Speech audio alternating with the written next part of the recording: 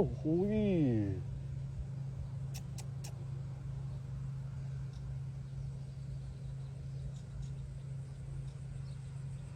Ố tầng xa cho một chơi thì anh ấy.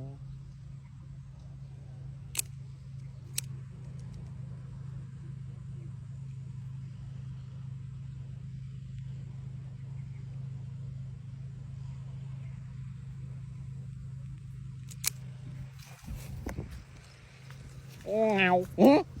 Ê, ê, ê, ê, chụp sân, ọt tê, riêu sân.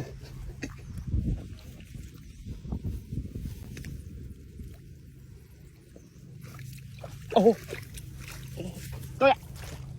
Hay mới chân chiên kẹp rồi. Phải mình trai gì? À, đang bên em ấy.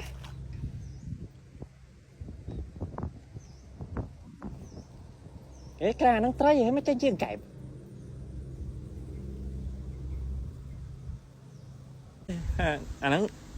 Đang bên này mấy. Yêu trai chân kẹp. Riêu xa thôi mày.